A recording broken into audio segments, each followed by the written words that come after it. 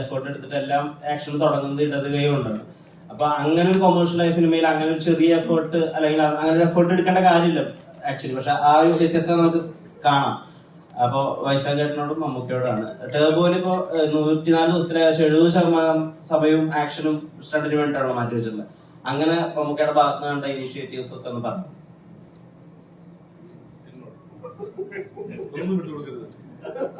ഒന്നാമത് ഇവരൊന്നും പറയാൻ സമ്മതിക്കില്ല.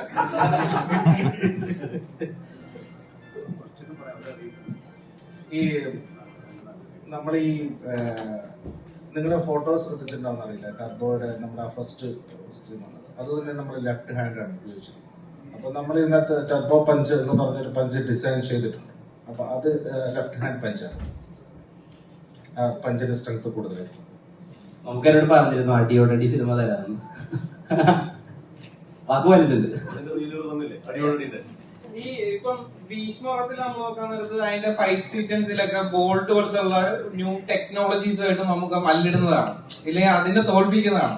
അപ്പം നേരെ മറിച്ച് ഇപ്പം ടർബോയിൽ വരാൻ നേരത്ത് ഫൈറ്റ് സീക്വൻസിന്റെ അത് ഇപ്പം ട്രെയിലർ കട്ട്സിലൊക്കെ നമ്മൾ കണ്ടത് ഗംഭീരമായിട്ടുള്ള ഷോട്ട്സ് കാര്യങ്ങളൊക്കെയാണ്. അതിനെ എങ്ങനെയായിരുന്നു ഈ ടെക്നോളജിയുമായിട്ട് മമ്മൂക്കയുടെ മല്ലിടല്? നമുക്ക് ടെക്നോളജിയിൽ മല്ലിടേണ്ട കാര്യമില്ല. വളരെ നല്ല ധാരണ ടെക്നോളജിയിലുള്ള ആളാണ്, നമുക്ക് പറഞ്ഞു തരും.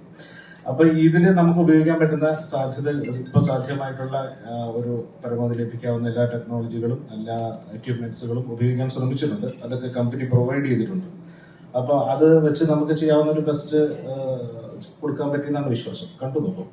ഭീഷ്മത്തില് സുഷിൻ ചെയ്തു വെച്ചിരിക്കുന്ന ഒരു ലെയർ, അതിനുശേഷമാണ് നമുക്കവിടെ ടർബോയില് ട്വിസ്റ്റ് വരുന്നത്. അപ്പം ഈ പറഞ്ഞ പോലെ തിയേറ്ററിനെ പ്രകമ്പനം കൊള്ളിക്കാനുള്ള സാധനം ഉണ്ടോ?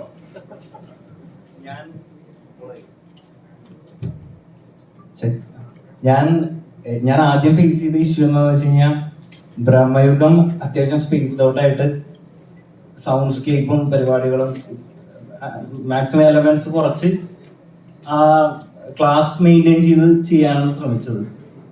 നേരെ എക്സ്ട്രീം അറ്റത്താണ് ഇപ്പുറത്ത് ടർബോ വന്നത്. അപ്പൊ ആദ്യം ഞാൻ വൈശാഖിനോട് പറഞ്ഞു, ചേട്ടാ എനിക്ക് കുറച്ച് ടൈം തന്നെ, ഞാൻ ഇത് ബ്രഹ്മയുഗത്തിൽ നിന്ന് ഇറങ്ങി ഇതിലോട്ട് കയറാനുള്ള ടൈം തന്നെ എന്ന് പറഞ്ഞു. പക്ഷെ ഗ്രാജുവലി ചെയ്തു വന്നു. പിന്നെ ഈ പറഞ്ഞ പോലെ മാസ് പരിപാടി തന്നെ ആയിട്ട് വന്നിട്ടുണ്ട്. പ്രകമ്പനം കൊള്ളിക്കുമെന്നൊക്കെ ഉള്ളത് കണ്ടു നോക്കിയിട്ട് പറ.